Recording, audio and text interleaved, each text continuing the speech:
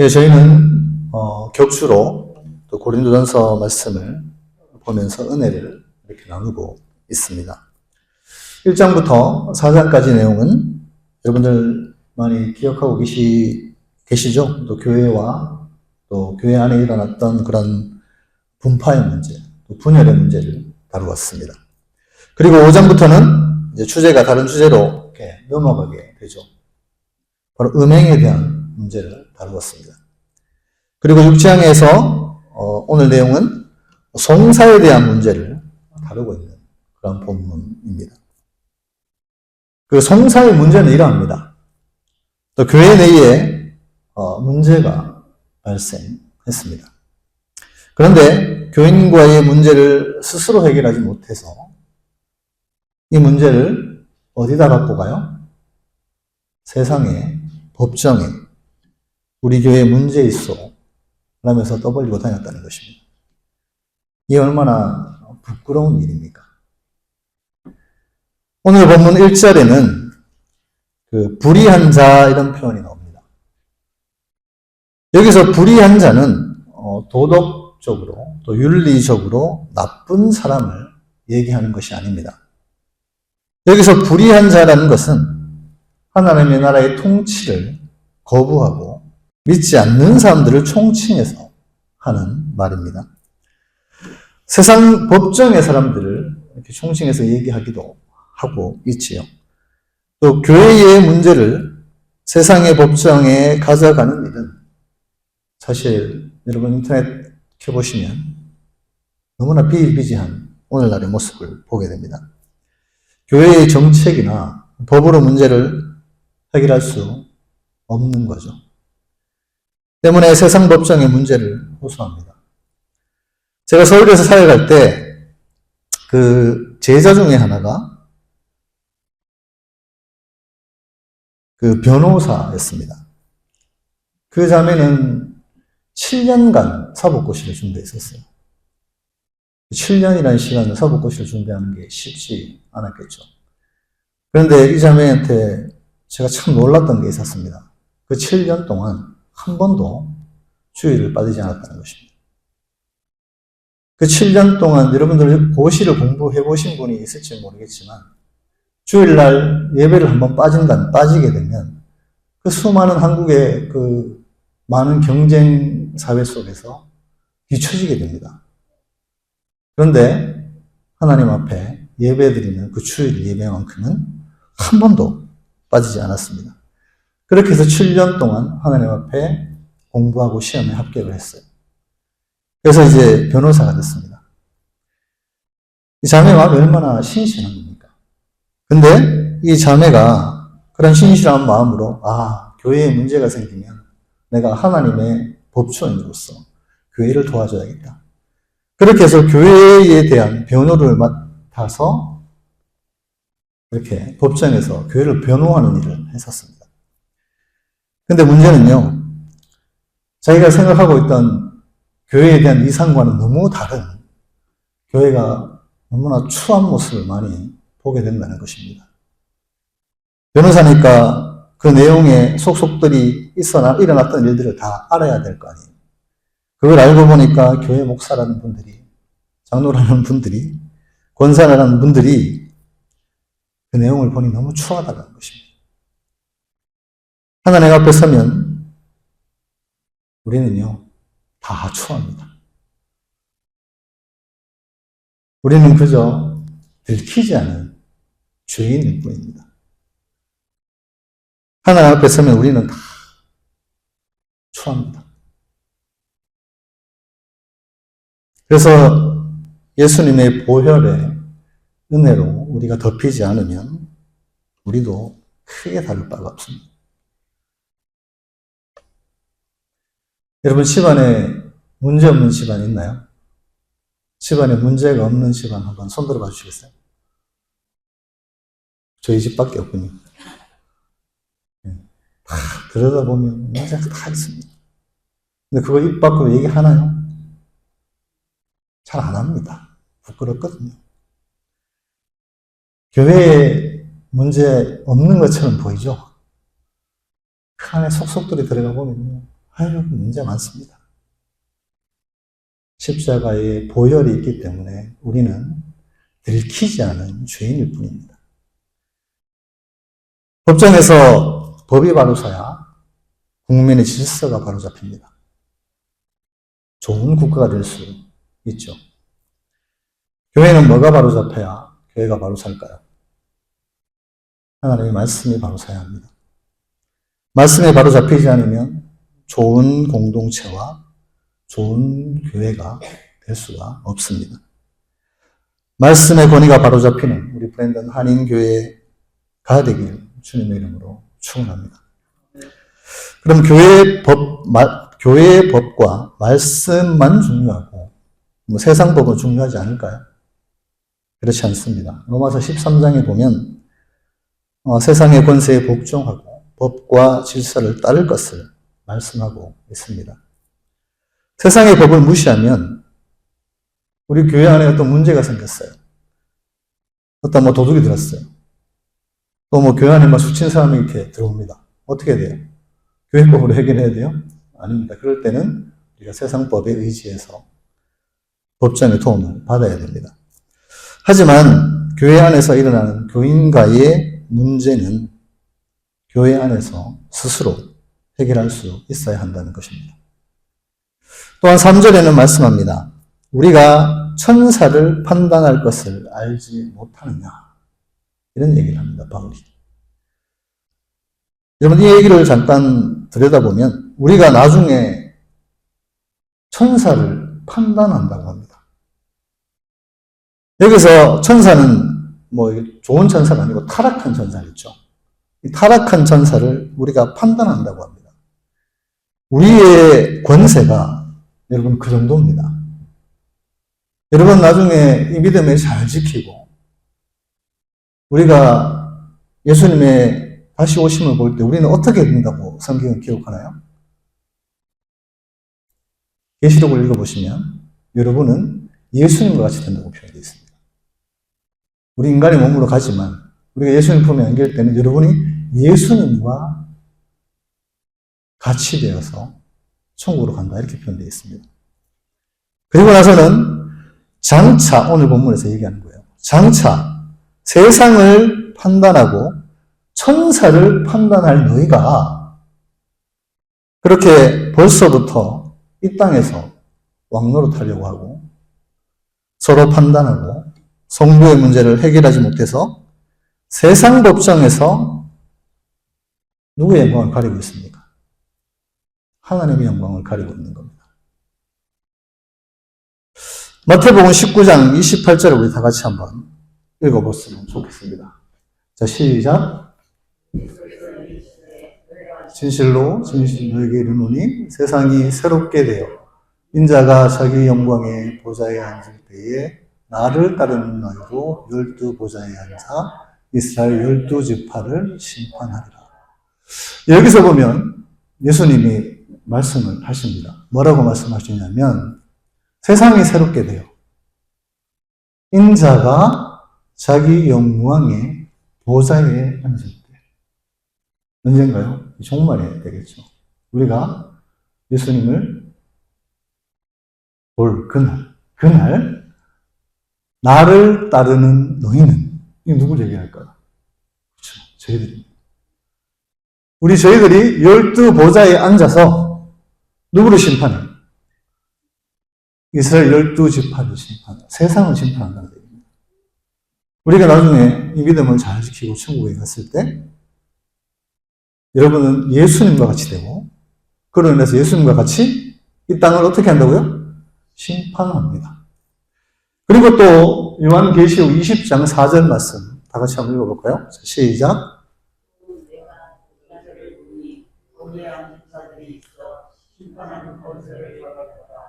또 내가 보니 예수를 증언함과 하나님의 말씀 때문에 복되이 당한 자들의 영혼들과 또 짐승과 이의 우상에 대해 매달지 아니하고 그들의 눈과 손에 이의 풀 받지 아니한 자들이 살아서 그리스도와 더불어 청량과 왕을 하니. 네, 여기서도 말씀해 보면 보좌들을 보니 거기에 앉아있는 자들이 있대요. 거기 앉아있는 자들이 있답니다. 여러분, 나중에 거기 앉아 계십시오. 예. 근데 그 사람들은 어떤 권세를 갖고 있어요? 심판하는 권세를 갖고 있습니다. 이 땅에서는 아닙니다. 근데 그 사람들을 보니까 첫 번째, 어떤 사람이었어요? 예수를 증언함과 하나님의 말씀 때문에 목배임을 당한 자들. 이 사람들이 예수님과 같이 심판하는 권세를 갖고 있다는 것입니다. 두 번째는 어떤 사람입니까? 영혼들과 또 짐승과 그 우상에게 경배하지 아니하는 사람. 경배하지 않아 봤기 때문에 심판할 수 있겠죠. 경배했으면 어떻게 될까요? 심판 못합니다. 세 번째는 그 이마와 손에 그의 표를 받지 아니한 자들. 오늘 베리치부터 여러 가지 많은 얘기가 있지만 더 중요한 건 뭐냐면 이 세상이 예수를 믿기에 좋은 환경이에요? 좋지 못한 환경이에요? 좋지 못한 환경으로 바뀌어야 한다는 거죠. 세상이 점점 악해지고 있는 건 우리가 거부할 수 없습니다. 사실 그렇기 때문에 세상의 체계가 어떤 예수를 믿기 되게 불리한 체제로 바뀐다는 겁니다. 그런 체제 속에 있던 믿음을 지킨 사람들이 세상을 판단할 사람이라는 거예요, 우리가 천사를 판단할 사람이라는 것입니다. 그래서 최종적 종말론에 그리스도와 함께 12보좌에 앉아서 이 세상을 심판할 사람이 누구라고요? 네, 여러분들입니다. 이 권위를 우리가 가지고 있다고 바울은 얘기합니다. 그런데 이 땅에서는 아직 아닙니다. 우리의 삶의 모든 부당함이 있죠. 억울함도 있고 눈물도 있습니다. 분명히 정당성을 가지고 있지만 그 모든 판단은 지금이 아닌 마지막 날 그때에 우리의 마음이 맞춰져야 한다는 것입니다. 아직 아니라는 거예요. 그리고 오늘 본문 5절에는 너희 중에 지혜 있는 자가 이같이 하나도 없느냐 이렇게 얘기하고 있습니다. 여기서 말하는 지혜로운 사람은 누구를 말할까요? 여러분들 고린도전서 1장에서 우리 1장 내용을 한번 되새겨 봅시다. 고린도 교회는 헬라 철학을 신봉했다고 말씀드렸죠. 그래서 그 헬라 철학을 베이스로 해서 세상 지혜를 자랑했습니다. 기억나시나요? 그런데 바울은 말합니다. 너희가 그렇게 지혜를 자랑하는데 어떻게 이런 문제들조차 해결 못하느냐. 그런 뉘앙스가 있는 겁니다. 지혜로운 사람이 많으면 공동체가 어떻게 해야 돼요? 바로 서야 될 거 아니에요. 그렇죠? 지혜로운 사람이 많으면 공동체의 문제가 지혜로운 사람이 많으니까 없어야 되죠. 그렇죠? 그런데 너희가 그렇게 세상 지혜를 자랑하는데 왜 너희 중에는 그렇게 문제가 많냐는 거예요. 그러면서 약간 훈계하듯이 꾸짖고 있는 말씀입니다. 교회에도 많은 모임들이 있습니다. 다 자기 말이 맞다고 얘기하고 자기 경험이 맞다고 말합니다. 모임이 잘 될 수 있을까요? 왜 지혜로운 말을 한다고 하는데 그 모임을 할 때마다 시험이 될까요? 바울은 지금 그걸 꾸짖고 있는 겁니다. 교회 안에서 현실의 문제와 세속적인 생각을 나무라고 있는 것입니다. 6절은 말합니다. 형제가 형제와 더불어 고발합니다. 교회 안에 형제와 형제가 더불어 고발을 하고 있어요. 제 말이 아닙니다. 성경이 하는 말입니다. 교인 간에 문제가 생겼단 말이죠. 이 문제를 누구 앞에 말한다는 거예요? 6절 보니까. 믿지 아니하는 자들 앞에서 한다는 말입니다. 좀 더 오늘날로 바꿔서 의역해보면 믿지 않는 자들에게 우리 교회에 문제 있어. 이해하고 다녔다는 겁니다. 9절에는 말씀합니다. 불의한 자의 표현이 또 나오죠. 불의한 자는 제가 어떤 사람이라고 말씀드렸어요? 하나님의 가치관과 질서를 따르지 않는 사람들이라고 말씀드렸습니다. 그런 사람들은 하나님의 나라를 유업으로 받아요, 못 받아요? 그런 사람들 하나님의 나라를 유업으로 받아요, 못 받아요? 네, 못 받죠. 못 받습니다. 그런데 왜 그런 사람들 앞에서 너희 문제를 말하느냐라는 것입니다. 왜 영원한 것을 사모하지 못하고 너희들의 눈물과 억울함과 아픔을 알아주시는 하나님께 그 마음을 못 내놓느냐는 것입니다. 너희들은 장차 예수님과 같이 되어서 세상을 판단할 자지 아니냐. 너희들 천사를 판단할 권세를 나중에 가질 거야. 근데 왜 그 문제 가지고 세상으로 나아가냐는 것입니다. 이미 우리는 그리스도 안에서 한 가족 공동체로 부름을 받았습니다. 그런데 눈앞에 보이는 문제 앞에서 서로의 시시비비를 따지고 있는 모습이 이 고린도 교회의 모습입니다. 우리가 인간이기에 언어의 부족함이 있을 수 있죠. 또 행동에 연약함이 분명히 있을 수 있습니다.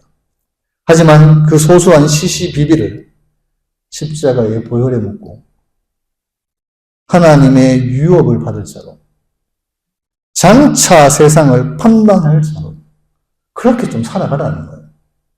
이게 사도 바울의 외침입니다. 여러분 성경의 창세기에서 에덴 동산을 제외하고 요한계시록까지 예수 믿기 좋은 시대가 있었나요? 약간의 차이는 있겠지만 모두가 예수 믿기 쉽지 않은 시대였습니다. 왜요? 세상은 깨졌거든요. 많은 사람들이 에덴 동산과 같은 이상적인 교회를 얘기합니다. 교회는 이래야 된대요. 그러면서 말씀 가지고 와가지고 교회는 이래야 된다고 합니다. 예배는 이런 예배가 정말 이상적인 예배라고 다 얘기합니다. 그런데 그런 얘기하는 사람의 절대 다수는 하나님을 믿는다고 하면서 넓은 길로 갑니다.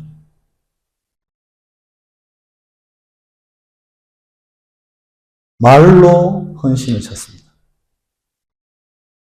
쉽고 빠른 길을 찾아갑니다. 그런데 한번 생각해 봅시다.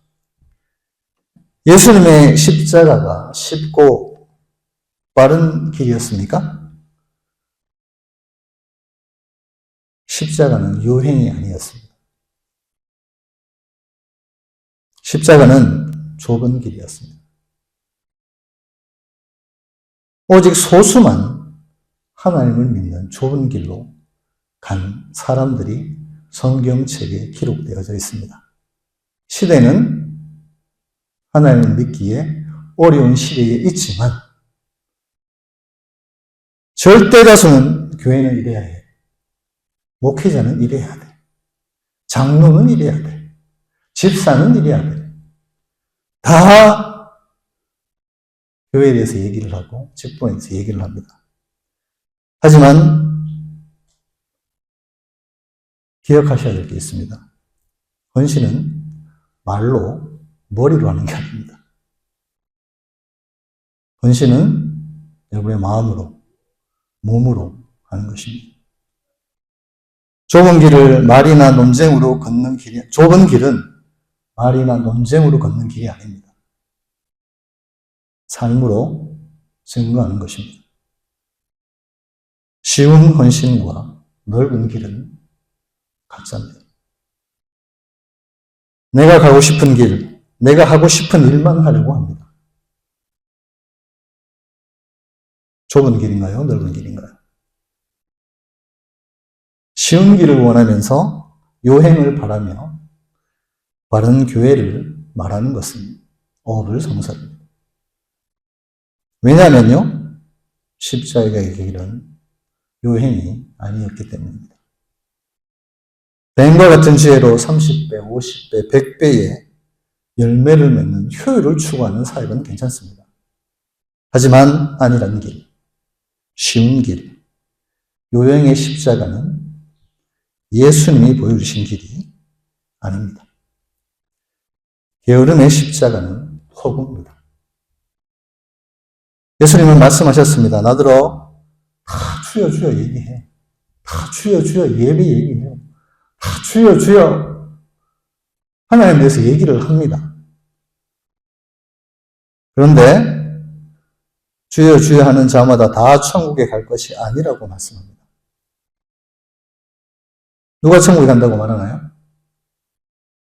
여러분의 뜻대로 하는 사람? 여러분의 생각대로 하는 사람? 아닙니다. 하늘에 계신 내 아버지의 뜻대로 하는 자가 천국에 갈 것이라고 말씀합니다. 한 개인이나 어느 집단의 생각이 교회의 주인이 되면 교회의 권세는 무너지게 됩니다. 마태복음 21장 23절부터 27절의 말씀을 보면 예수님께서 대제사장과 장로들과 논쟁하는 장면이 나옵니다. 어떠한 논쟁이었냐면 권세에 대한 논쟁이었습니다. 우리 다 같이 한번 읽어볼까요? 23절부터 시작. 예수께서 본전에 들어가 대제사장들과 백성의 장로들이 나와 내가 무슨 권위로 너희를 하냐 또 누가 이 권위를 주었느냐. 예수께서 대답하시되 나도 계속 읽어주십시오. 나도 무슨 권위로 이런 일을 하는지리라. 요한의 세례가 어디서부터 왔느냐? 하늘로부터냐 사람으로부터냐? 그들이 서로 의논하여 이르되 만일 하늘로부터라 하면 어찌하여 그를 믿지 아니하였느냐 할 것이요 만일 사람으로부터라 하면 모든 사람이 요한을 선지자로 여기니 백성이 무섭다 하여 예수께 대답하여 이르되 우리가 알지 못하노라 하니 예수께서 이르시되 나도 무슨 권위로 이런 일을 하는지 너희에게 이르지 아니하니라. 이 상황을 한번 생각해 봅시다. 예수님이 말씀을 가르치셨죠. 그렇죠? 그런데 그 말씀이 대제사장과 장로들에게는 어떻게 들렸습니까? 좀 더 다르게 얘기해 볼게요. 예수님이 설교를 하셨죠. 그렇죠? 제가 한 설교가 아닙니다. 저는 비교도 못하겠죠. 예수님이 설교를 하셨어요. 예수님이 고향이 어디셨습니까? 네, 그렇죠. 이 땅에서는 나사렛이 고향이셨죠. 정확하게 얘기하면 베들레헴이고 태어났긴 거기서 태어났기 때문에 거의 자란 곳은 이제 나사렛이었죠. 근데 예수님의 진짜 고향은 어디입니까? 예수님 천국에서 오셨죠. 예수님 고향은 천국입니다. 그래서 이 땅에 오셔서 갈릴리 얘기를 많이 하셨어요? 천국 얘기 많이 하셨어요? 네, 본인의 고향이신 천국 얘기를 많이 해주셨습니다. 거기 좋다 그래요? 나쁘다 그래요? 네, 좋다 그럽니다. 네. 너무 은혜로울 것 같습니다. 예수님이 자기 고향 얘기를 해준다면. 제 고향은 경북 고령인데 저는 제 경북 고령에 대한 얘기를 잘 할 수 있겠죠. 근데 우리 황 집사님이 제 경북 고령 얘기를 하라면 잘할까 모를까? 못하죠. 그래서 예수님이 본인의 고향이셨던, 그렇게 그리워하셨던 그 천국을 얘기할 때는 분명히 놀라운 은혜가 있지 않았을까 생각해 보게 됩니다. 제가 설교하면서 천국 얘기하는 거, 저는 성경의 말씀을 빗대어서 할 수밖에 없어요. 저 아직 경험 안 해봤거든요. 장차 경험할 텐데. 그 하나님 나라에 대한 설교, 예수님한테 직접 한번 들어보고 싶습니다, 저도. 그런데 한번 보십시오. 그 천국에 대한 설교를 누구한테 들었습니까? 예수님한테 들었습니다. 그런데 대제사장과 장로들이 예수님한테 뭐라고 물어요? 너 무슨 권위로 여기서 이런 걸 가르치냐? 이렇게 말합니다. 말씀을 들었죠. 말씀을 들었습니다. 그렇죠? 대제사장은 말씀의 전문가 맞나요? 네. 일반 사람보다 훨씬 말씀을 많이 알 것입니다. 뭐 장로님들도 마찬가지였겠죠. 그런데 말씀을 들었을 때 그들의 마음이 어땠을까요? 은혜로 받아들였습니까? 꺼리꼈던 것 같습니까? 꺼렸겠죠. 말씀을 튕겨냈습니다. 그리고 지금 뭘 물어보는 거예요? 타이틀을 물어봅니다. 야, 너 타이틀이 뭔데? 너 여기서 이런 거 가르쳐. 오늘날에도 성전에서 권위, 이 타이틀 싸움 하시는 분들 많습니다. 예수님보다 더 큰 목소리를 냅니다. 더 큰 권위로 성전을 좌지우지합니다. 그런 사람이 있다는 거예요. 여러분들 많이 들어봤죠? 어떤 교회는 목사님이 예수님보다 더 큰 권위를 가지고 있습니다. 이런 교회 정말 무섭습니다. 이런 교회를 저는 감히 표현하기를 괴물 같은 교회라고 표현하고 싶습니다. 성전은 하나님의 영광을 나타내는 곳입니다. 맞습니까? 그런데 그 성전은 목사 개인의 영광과 성취를 자랑하는 장소로 사용될 수 있다는 것입니다. 당후의 가장 큰 문제는 장로들에게 너무 많은 권한이 주어졌기 때문입니다. 한국의 장로교회가 망하는 건 누구 때문이라고요? 장로 때문이라는 말이 있습니다. 어떤 교회 장로님들이 예수님보다 더 큰 권위를 가지고 있습니다. 주님 허락받기보다 당의 허락받기가 더 어렵다는 말이 있어요. 저는 사역하면서 수많은 장로님들을 경험했습니다. 장로가 되려고요, 얼마나 많은 사람들한테 이렇게 로비도 하고요. 심지어는 선거 문자 보내시는 장로들 열심히 하겠다. 문자까지 보낸 사람도 있습니다. 그렇게 열심히 하면 괜찮아요. 장로가 되기 전까지 안수집사까지 하시면서 얼마나 많은 헌신을 했는지 모릅니다. 그런데 장로가 되니 바뀝니다. 쉽게 하려고 합니다. 왜냐고요? 타이틀을 땄거든요. 이전의 헌신은 하나님께 드린 헌신이라기보다 장로가 되기 위한 하나의 과정이었을 뿐인 것입니다. 야고보서 3장에는 말씀합니다. 선생이 많이 되지 말라라고 말씀합니다. 왜요? 왜요? 더 큰 심판을 받기 때문이라는 거예요. 여러분, 장로 잘못 세워서 문 닫는 교회 많습니다. 어떤 교회는 사모님이 또 너무 이렇게 좌지우지하시는 교회도 있어요. 사모님 허락받기가 쉽지 않다는 거예요. 끔찍합니다. 어떤 교회는 이 젊은 집사님들이 많이 배웠다는 거예요. 똑똑하다는 거예요. 당회를 무시하고 큰 소리 칩니다. 어떤 교회는 주방 봉사하시는 권사님들이 파워가 엄청납니다. 주방에 아무로 들어오지도 못해요. 어떤 교회는 은퇴하신 장로님들이 그렇게 교회를 좌지우지합니다. 장로님을 좀 열심히 하게 놔두면 되는데 와서 일일이 간섭하는 거예요. 어떤 교회는 가문이, 그 집안의 가문이 교회를 좌지우지합니다. 모두 다 예수님보다 높은 권위에 서서 너 무슨 타이틀 가지고 이런 일을 하니?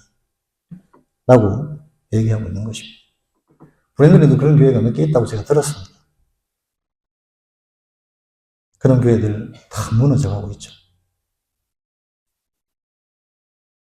오늘날도 이런 교회들이 얼마나 많은지 모릅니다. 지난주도 제가 우리 도집사님과 커피 교제를 잠깐 했었습니다. 이런저런 얘기 하시면서 이제 서울에서 교회 생활을 하실 때 이 성도 이 중직자분이시에요. 근데 교회 헌금을 슬쩍슬쩍 하는데요. 제가 충격을 받았습니다. 그래서 그 교회 어떻게 됐냐고. 도집사님, 그건 저도 모르죠. 여기는 내 자리라는 거예요. 내 타이틀이라는 겁니다. 내 영역이라는 거예요. 자기 영역이라고 교회의 권위의 최고에 있는 예수님보다 자기가 더 권위 있다는 것입니다. 그런 문제 속에 있으니 이 문제를 가지고 어디로 와요? 그 가운데 예수님이 있어요, 없어요? 그러면 세상 법정 가자는 겁니다. 여러분 싸우도 안 되면 뭐라 그래요? 법대로 하라 그러죠? 네. 그렇게 되면 교인들은 다 상처받고 교인들은 다 당합니다. 집안에서 엄마 아빠가 싸우면 애들은 뭐해요? 울죠. 중고등학생쯤 되면 부모들이 싸우면 애들은 어때요? 몇 번 하다가 가출합니다. 청소년 가출 문제가 한국의 마약 사건과 그렇게 많이 연관이 된다고 합니다. 청년들은 집에서 싸움이 일어나면 어떻게 돼요? 지금 나가버리죠.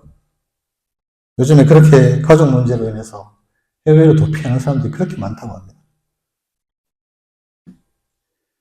오늘 본문의 대제사장과 장로들은 하나님의 일을 한다고 그 자리에 있습니다. 그런데 뭐 하고 있어요? 하나님을 대적하고 있습니다. 말테스 훈련 받으면서 우리 3기가 참 재밌습니다. 얘기도 재밌었지만. 그래서 이기는 어제도 모여서 이렇게 또 교제 이렇게 했었는데, 우리 김장님과 남무사님 두 분이서 이렇게 막 틱틱 하세요. 참 보면 옆에서 보면 참 재밌어요. 그러면서 이제 출애굽기 얘기를 이렇게 해보신 분은 다 알겠지만, 금송아지 사건이 있잖아요. 그래서 아론이 금송아지를 숨겼잖아요. 그래서 이제 두 분이, 그런 사람, 그 아론은 죽일 놈이라고. 막 그렇게, 왜 그런지 모르겠다고. 막 그런 얘기를 하시더라고요. 근데 성경의 상황을 꼼꼼히 보고 내가 말씀 속으로 들어가고 앞뒤 상황을 보면 그게 내 모습이라는 것입니다. 그래서 말씀은 머리로 아는 게 아니라 계명이 돌판에 새기듯 말씀을 마음판에 새기라는 거죠. 그 말씀이 내게 적용이 되면 타인의 잘못보다는 내 잘못이 보이게 됩니다. 우리 강영수 집사님의 나눔입니다. 내가 바뀌니 세상을 보는 눈이 바뀐답니다. 손님을 보는 눈이 바뀌고 하나님이 원하시는 삶이 무엇인지 그림이 그려진답니다. 우리 한 집사님의 고백입니다. 말씀을 가까이 하니 부부 대화의 주제가 하나님으로 바뀐다는 것입니다. 그렇다고 이분들이 문제가 없느냐? 아닙니다. 이분들 문제 많습니다. 어떻게 하냐고요?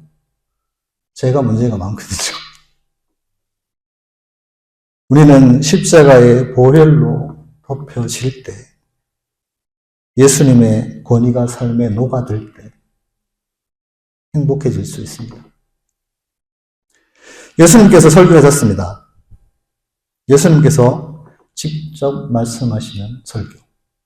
그 천국에 대한 이야기. 그 하나님 나라 설교를 듣고도 타이틀을 중요하게 생각하는 사람들이 있다는 것입니다. 한번 보십시오. 아무리 은혜로운 설교를 들어도 마귀는 역사합니다.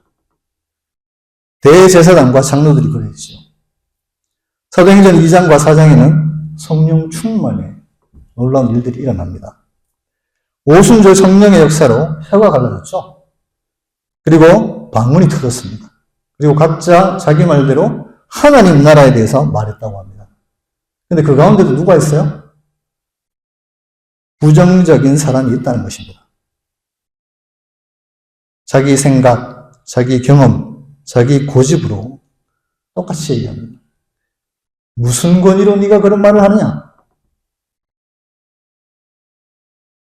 사도행전에서는 성령이 역사하고 있는 그 순간에도 뭐라 그래요? 조롱하고 술 취했다고 얘기하는 사람이 있다는 거예요.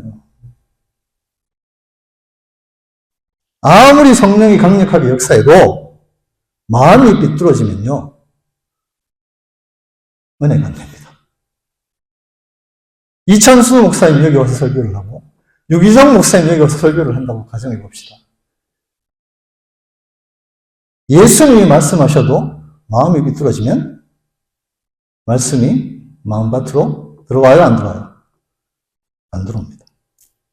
성령이 역사하셔도요, 마음밭이 돌밭이고 마음밭이 가시밭이고 마음이 삐뚤면 하나님의 은혜는 임하지 않습니다. 오늘도 제가 전하는 이 말씀이 누군가에는 엄청난 은혜가 될 수도 있겠죠. 다들 은혜 받으시기 바랍니다. 하지만 누군가에는 꺼리낌이 될 수도 있습니다. 무엇 때문일까요? 우리 마음 때문입니다. 죄 때문입니다. 마음이 삐뚤면 예수님이 말씀하셔도 성령님이 아무리 강력하게 역사하셔도 말씀이 튕겨져 나옵니다. 제 얘기를 조금 하도록 하겠습니다. 목사가 하나님을 의식하지 않고 사람을 의식하기 시작하면 목사도 타락합니다. 저는 여러분을 참 사랑하고 축복합니다. 그런데 제 설교 속에 사람을 기쁘게 하는 설교, 그 여러분의 번영과 축복만을 추구한다면 저는 타락한 목사가 될 것입니다. 대부분의 목사님들은 생각합니다. 내가 이런 설교를 하면 성도님들이 불편해할 수 있으니까 이런 설교는 못하겠다. 그게 타락한 겁니다. 지지난주 설교에도 제가 술 마시는 분들에게는 좀 불편했던 그런 설교를 했었습니다. 저한테 직접적으로 얘기는 하진 않지만 목사님 그래도 그건 좀 죄송합니다. 여러분, 그게 바로 저를 타락시키는 겁니다. 부탁드립니다. 제가 하나님을 의식하고 말씀을 잘 전할 수 있도록 도와주십시오. 타락한 목회자는 성도님들을 타락으로 만들 수 있습니다. 타락한 목회자는 또한 성도님들을 통해서 만들어질 수 있습니다. 다른 예로는 목회자를 우상화하는 겁니다. 목사가 예수님의 권세보다 높은 교회가 있습니다. 그 목사님이 하는 말은 무조건 맞아요. 예수님의 권위보다 더 높이 있어요. 그 목사님 라인이 잘 타면 얻는 게 많거든요. 교회의 사람의 권위가 예수님보다 높아지면 고린도 교회가 경험했던 이 송사의 문제와 비롯해서 세상보다 더 추악해질 수 있는 곳이 교회이기도 합니다. 말씀을 마치겠습니다. 교회의 권위는 예수님 아래 있어야 합니다. 어떤 누구도 그 예수님의 권위보다 높아서는 안 됩니다. 여러분, 교회가 거룩해지기를 원하십니까? 그러면 내 권위를 예수님보다 더 낮추십시오. 그러면 추잡한 일들, 성사와 같은 일들은 일어나지 않습니다. 말씀과 기도를 통해 하나님과 늘 교제하기를 힘쓰십시오. 하나님을 교회에서뿐 아니라 여러분의 삶에 초대하십시오. 그렇게 될 때 세상은 여전히 똑같을 것입니다. 하지만 내가 제일 먼저 바뀌게 됩니다. 내가 변하면 교회가 변합니다. 교회가 변하면 많은 사람을 구원할 수 있는 구원의 방주 역할을 할 수 있습니다. 교회 안에서 말씀과 기도가 없다는 말은 소금이 없다는 말과 똑같습니다. 소금이 없으면 바다가 썩어버리죠. 그 안에 있는 많은 바다 생물들이 죽게 되고 부패할 것입니다. 부패되면 버려져야 됩니다. 우리가 싸워야 할 대상이 마귀인데 사람의 잘잘못을 따지면서 권위 논쟁을 하거나 판단하면 교회는 생명력을 잃어버립니다. 부패하면 버려집니다. 하나님의 교회를 더럽히는 성도가 되지 않기를 주님의 이름으로 축원합니다. 교회의 주인은 누구십니까? 예수님이십니다. 여러분은 하나님의 나라를 유업으로 받을 사람들입니다. 장차 하나님의 기쁨이 될 사람들이지요. 또한 장차 예수님과 함께 세상을 심판하고 천사를 심판할 사람들입니다. 영혼을 기업으로 이어받을 사람들이라는 것입니다. 그 놀랍고 신비로운 그 하나님의 비밀을 맡은 자로서 매일의 삶이 내 권위보다 예수님의 권위를 더 인정함으로 주님의 기쁨이 되는 우리 브랜딩 하나님 위의 성도님이 되시길 주님의 이름으로 축원합니다. 우리 찬양 드리기를 원합니다. 하나님, 저는 하나님의 기쁨이 되기를 원합니다. 내 마음을 하나님 새롭게 해달라고 우리 찬양 우리 부르고 하나님 앞에 기도하도록 하겠습니다.